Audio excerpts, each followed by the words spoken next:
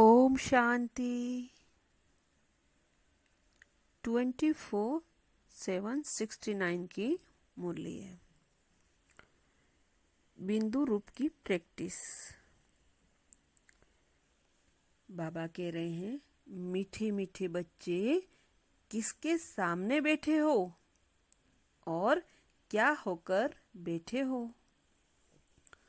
बाप तो तुम बच्चों को बिंदु रूप बनाने आए हैं।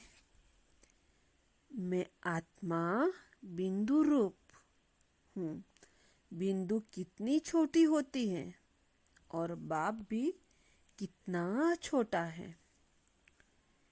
इतनी छोटी सी बात भी तुम बच्चों की बुद्धि में नहीं आती है। बाप तो बच्चों के सामने ही है, दूर नहीं है। दूर हुई चीजों को भूल जाते हो।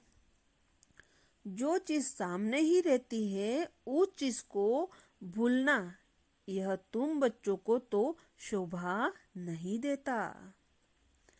अगर बच्चे बिंदु को ही भूल जाएंगे तो बोलो किस आधार पर चलेंगे। आत्मा के ही तो आधार से शरीर भी चलता है। मैं आत्मा हूँ, यह नशा होना चाहिए कि मैं बिंदु बिंदु की ही संतान हूँ। संतान कहने से ही स्नेह में आ जाते हैं। तो आज तुम बच्चों को बिंदु रूप में स्थित होने की प्रैक्टिस कराएं।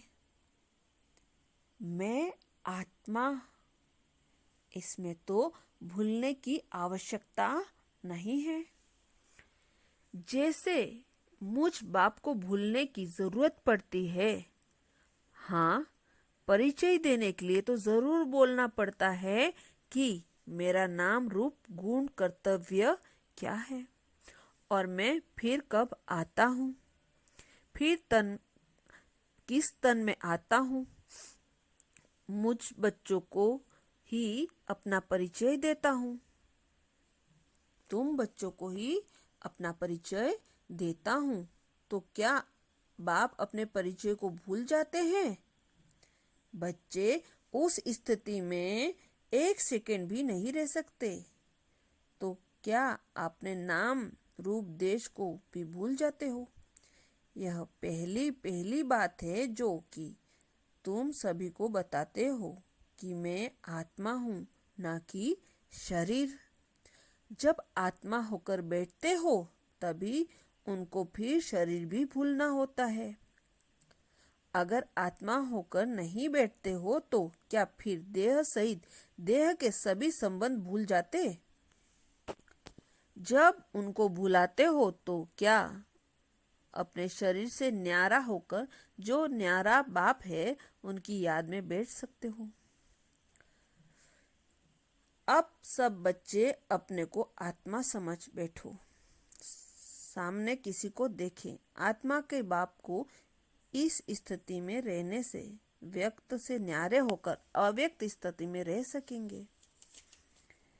मैं आत्मा बिंदु रूप हूँ। क्या यह याद नहीं आता है? बिंदु रूप होकर बैठना नहीं आता। ऐसे ही अभ्यास को बढ़ाते जाओगे तो एक सेकेंड तो क्या, कितने ही घंटों इस अवस्था में स्थित होकर इस अवस्था का रस ले सकते हो। इस अवस्था में स्थित रहने से फिर बोलने की जरूरत ही नहीं रहेगी। बिंदु होकर बैठना कोई जड़ अवस्था नहीं है। जैसे बीच में सारा पेड़ समाया हुआ है, वैसे ही मुझ आत्मा में बाप की याद समाई हुई है। ऐसे ही होकर बैठने से सब रसायन आएंगी और साथ ही यह नशा भी होगा कि हम किसके सामने बैठे हैं। बाप हमको भी अपने साथ कहाँ ले जा रहे हैं। बाप तुम बच्चों को अकेला नहीं छोड़ता। जो बाप का और तुम बच्चों का घर है वह वहां पर साथ ही लेकर जाएंगे। सब इकट्ठा चलने ही हैं। आत्मा समझकर फिर शरीर में आकर कर्म भी करना है, परंतु कर्म करते हुए भी न्यारा और प्यारा होकर रहना है। बाप भी तुम बच्चों को देखते हैं, देखते हुए भी तो बाप प्यारा, न्यारा और प्यारा है ना। अच्छा।